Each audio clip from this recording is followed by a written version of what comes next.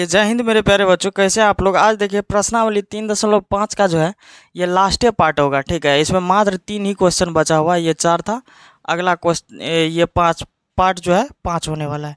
देखिए पिछला जितना था उसको कम से कम आप लोग देख लीजिएगा, जिससे आप लोगों को ये क्लियर हो सके और आगे समझने में जो है ना तकलीफ ना हो।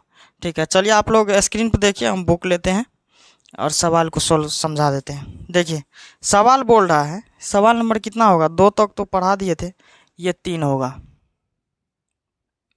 देखिए सवाल बोल रहा है यश ने एक टेस्ट दिया, ठीक है, 40 अंक अर्जित किए टोटल। जब उसे सही उत्तर पर 3 अंक मिले तथा अशुद्ध उत्तर पर 1 अंक की कटौती की गई।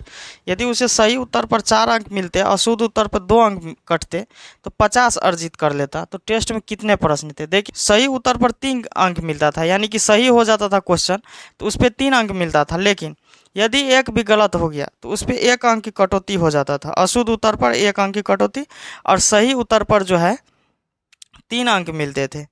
तो देखिए अब सही प्रश्न, अब कितना सही किया वो कितना गलत किया वो सारा प्रश्न की संख्या पता चलेगा कब, जब ये क्लियर हो जाएगा। तो यानी कि सही हुआ तो 3 अंक का, गलत हुआ तो 1 अंक, तो 40 अंक इसको प्राप्त हुआ था। टोटल कितना का था, 40 अंक का। यदि सही उत्तर पर यह 4 अंक तथा अशुद्ध उत्तर पर 2 अंक करते तो यश को 50 अंक अर्जित करता। इस तरह से ये क्वेश्चन बोल रहा है। ठीक है, तो टेस्ट में ऐसा कितना प्रश्न था। तो अब देखिए सही प्रश्न की संख्या भी पता होना चाहिए, गलत प्रश्न की संख्या भी पता होना चाहिए, तब कुल प्रश्नों की संख्या पता चलता है, समझे ना। तो यहाँ पे लिख देते हैं, माना कि सही प्रश्न की संख्या, सही प्रश्न की संख्या भी पता नहीं है तो सही प्रश्न की संख्या मान लेते हैं x, सही प्रश्न की संख्या x। और देखिए गलत प्रश्न तो था, कुछ तो गलत बनाया है। अब गलत प्रश्न की संख्या जो है कुछ पता नहीं है तो क्या मानना पड़ेगा, वो है। तो अब प्रश्न मतलब अकॉर्डिंग टू क्वेश्चन चलिए, यानी कि प्रश्न से हुआ। ठीक है, शर्त 1 क्या कह रहा है। अब देखिए 40 अंक अर्जित कब हो सकता है, जब ये सही उत्तर पर 3 अंक, यानी कि सही प्रश्न की संख्या x होता तो सही उत्तर पर 3 अंक तो 3x। उसके बाद देखिए अशुद्ध पर 1 अंक की कटौती, यानी कि गलत पर y अंक मिलता था तो माइनस क्या हो जाएगा, 1 से y में गुना होगा तो y, तो टोटल इसको कितना अंक अर्जित होता है, 40। तो ये समीकरण कितना हो गया, 1 हो गया। अब देखिए अगला है कि यदि सही उत्तर पर 4 अंक मिलता तो सही प्रश्न की संख्या x है तो सही उत्तर पर 4x माइनस अशुद्ध पर 2 अंक कटते तो गलत प्रश्न की संख्या y तो 2y हो जाएगा। तो टोटल इसको जो है 50 अंक मिल रहा था। ये सवाल का शर्त 2 था। कौन सा, शर्त 2। देखिए तो सही पे 4 अंक और जो है अशुद्ध पे 2 अंक, तो 4 से x में गुना होगा 4x। ये कटता है ना, गलत हो गया तो ये काट लेता है तो माइनस लग जाएगा, 2y बराबर जो है 50 हो गया आपको। ठीक है, अब इसको सॉल्व कर सकते हैं आप लोग अपना से भी। अब देखिए कुल प्रश्न की संख्या पूछ रहा है, हाँ कितने प्रश्न थे। तो अब देखिए इसको सॉल्व कीजिए विलोपन विधि से। देखिए इसमें 4 से गुना कीजिए, इसमें 3 से गुना कीजिए। 4 से गुना कीजिएगा तो कितना होगा, 4 तिया 12x माइनस 4y बराबर 40 का कितना हो जाएगा, 160। 1 2 3 हो गया यहाँ पे। ठीक है, अगला देखिए फिर इससे गुना कीजिए, 4 तिया 12x माइनस 3 दूनो 6y बराबर 50 तिया 150, ये हो गया आपको 4। अब घटाने पर कीजिएगा तो ये माइनस ये प्लस ये माइनस, ये कट गया। 6 से 4 गया, देखिए एगो प्लस में एगो माइनस में है तो घट जाएगा। 6 से 4 गया तो कितना बचेगा, 2y। 160 में से 150 गया तो 10, तो y का वैल्यू निकालिए, 10/2 हो गया। 2 से 10 कटेगा 5 बार में, तो y का वैल्यू कितना हो गया, 5। तो y का मान समीकरण 1 में रख दीजिए। y का मान समीकरण 1 में रखने पर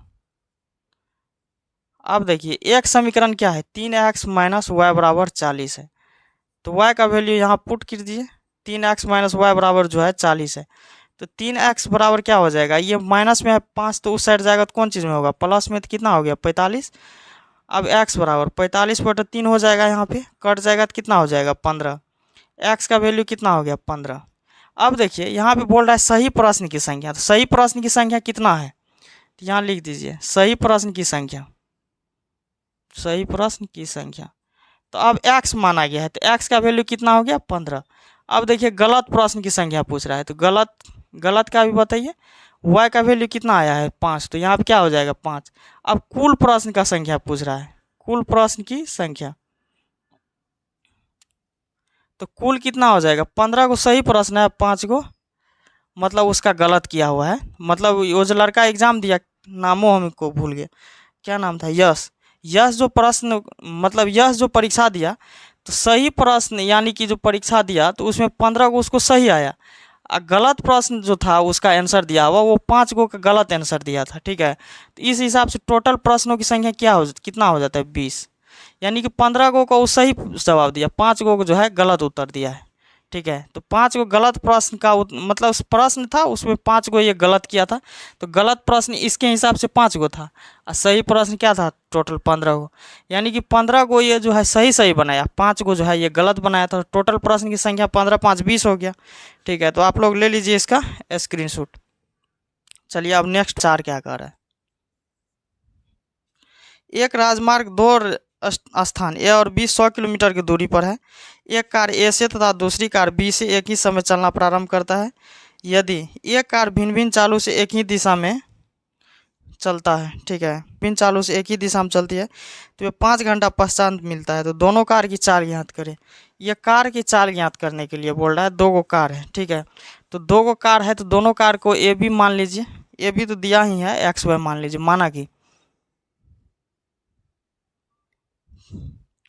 माना कि कार ए की चाल क्या हो जाएगा, कार ए की चाल एक्स मान लेना है, एक्स किलोमीटर प्रति घंटा, तथा कार जो है बी की चाल हो जाएगा वाई किलोमीटर प्रति घंटा।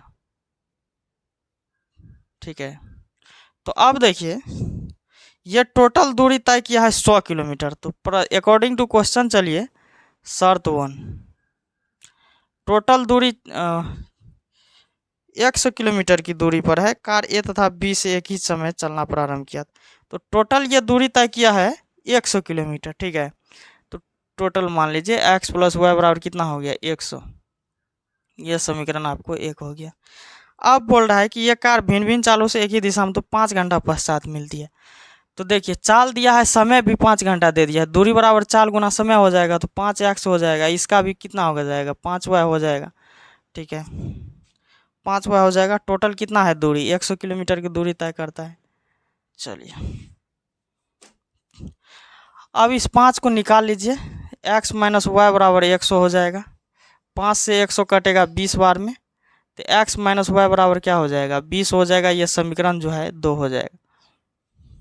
तो यहाँ लिख सकते हैं समीकरण 1 तथा 2 से, समीकरण 1 और 2 से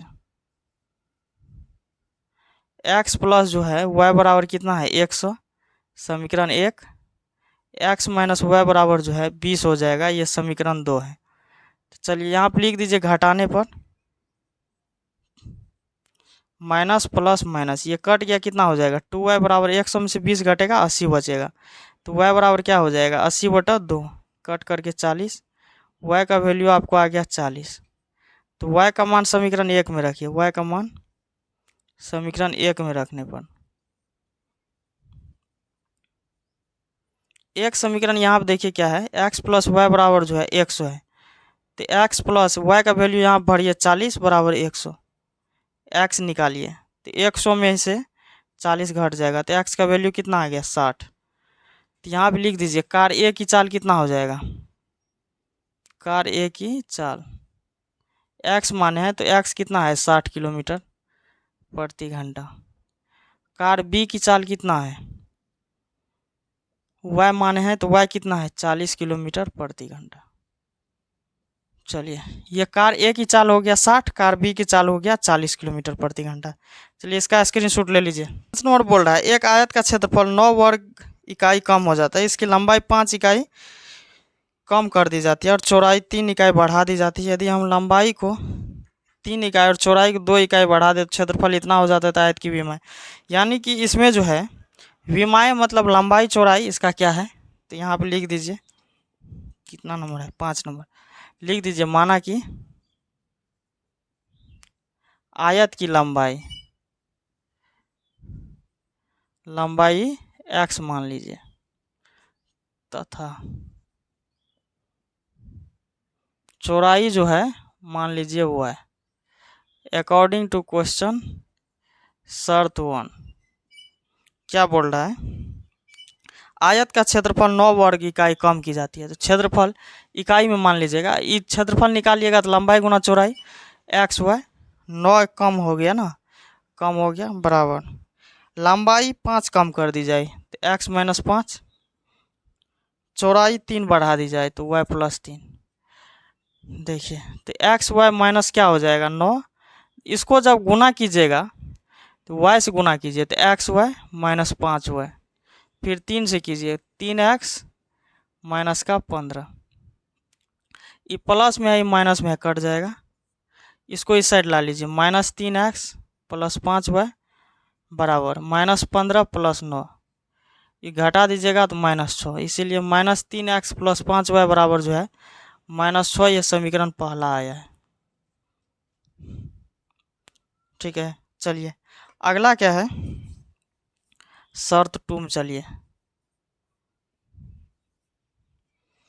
इसमें बोल रहा है यदि हम लंबाई को 3 इकाई और चौड़ाई को 2 इकाई बढ़ा दें, लंबाई को 3 इकाई बढ़ा दिया, चौड़ाई को 2 इकाई बढ़ा दिया तो क्षेत्रफल 67 बढ़ जाता है। तो एक्स वाई प्लस 67, मार्कर भी कम चलने लगा है। देखिए इसको गुना कीजिए, आप इस वाई से गुना कीजिए कितना होगा एक्स वाई प्लस 3y, इस 2 से गुना कीजिए तो 2x प्लस 3 दूना 6 बराबर एक्स वाई प्लस जो है 67, एक्स वाई को एक्स वाई के साथ काट दीजिए, 2x प्लस 3y बराबर 67 माइनस जो है 6 होगा, कितना हो जाएगा 61, इसीलिए 2x प्लस 3y बराबर कितना हो गया 61, समीकरण हो गया आपको 2। यहाँ समीकरण 1 और 2 से चलिए, समीकरण 1 और 2 से तो 1 कितना हो गया आपको -3x प्लस 5y बराबर -6, ये समीकरण 1 है, 2 है 2x प्लस 3y बराबर 61, ये समीकरण 2 है। चलिए इसको आप लोग थोड़ा सोल्व कीजिए तो, चलिए बहुत देर से नहीं सुनाए हैं, एक सुन लीजिए आप लोग भी। लिखा है इश्क के बाजार में हुस्न का मेला रह गया। क्या लिखा है, इश्क के बाजार में हुस्न का मेला रह गया, भीड़ है लाखों की मगर दिल अकेला रह गया, दिखावा करने वाले लोग ले गए मोहब्बत की किताब। फिर से सुनिए, लिखा है इश्क के बाजार में हुस्न का मेला रह गया, भीड़ है लाखों की मगर दिल अकेला रह गया, दिखावा करने वाले ले गए मोहब्बत की किताब, शिद्दत से चाहने वाले हर इंसान अकेला रह गया, है ना। तो शिद्दत से जो चाहता है वो अकेला हमेशा ही रह जाता है। सॉल्व किया आप लोग, चलिए इसमें कितना से गुना करना पड़ेगा, ऊपर में 2 से करना पड़ेगा, नीचा में 3 से, 2 से कीजिएगा तो -6x प्लस 5 दूना 10y बराबर -12, ये चलता है नहीं ससुरा जी।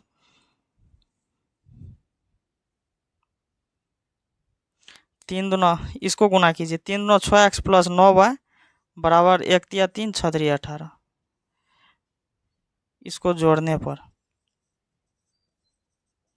ये कट गया, कितना बचेगा 19y बराबर, इसको घटाइए 1 7 1, अब यहाँ से निकालिए y बराबर कितना हो गया 171 बटा 19, 19 नमन 171, तो y का वैल्यू आपको कितना आ गया 9। तो y का मान समीकरण 1 में रखिए, y का मान समीकरण 1 में रखने पर समीकरण 1 क्या है -3x प्लस 5y बराबर -6, y का वैल्यू है 5 गुना 9 बराबर -6, -3x बराबर -6 माइनस 945, इसको कीजिए -3x बराबर इन दोनों को जुट जाएगा 6 5 11, ये माइनस से माइनस कटेगा, x का वैल्यू कितना आ गया 51/3 17, x का वैल्यू 17। तो आयत का बीमा में लंबाई चौड़ाई दिखा दीजिए, लंबाई कितना हो गया 17 इकाई, आयत की चौड़ाई y का वैल्यू कितना हो गया 9 इकाई। चलिए अब चैप्टर ये द एंड हो गया है, ठीक है, अब ये चैप्टर पूरा समाप्त हो गया। आप लोग पूरा जितना भी है पूरा चैप्टर को रिवीजन दोबारा कीजिएगा, हर सवाल को जो नहीं बनेगा 2 2 बार का होमवर्क है। 2-2 बार करके बनाइएगा। जो सवाल सब नहीं बनता है उसको फिर से, नहीं तो होगा तो वीडियो को फिर से चलाइएगा, उसको समझिएगा, क्लियर कीजिएगा, तब आगे बनाइएगा, समझे ना। जैसे जो सवाल नहीं बन रहा है तो उसमें कुछ समझ में नहीं आ रहा है तो वीडियो को चला लीजिएगा, फिर से दोबारा देख लीजिएगा तो याद आ जाएगा ऐसे में, ठीक ना। तो इस तरह से पूरा आप लोगों का अब चैप्टर जो है समाप्त हो गया। 3.5 में जितना था सबको सब का सब खत्म हो गया। अब मेरा उम्मीद है कि जितना आप लोगों को पढ़ाया गया है सब बेहतरीन ढंग से समझ में आया होगा। अब हम सब मिलेंगे नेक्स्ट वीडियो में, तब तक के लिए सब लोगों को जय हिंद।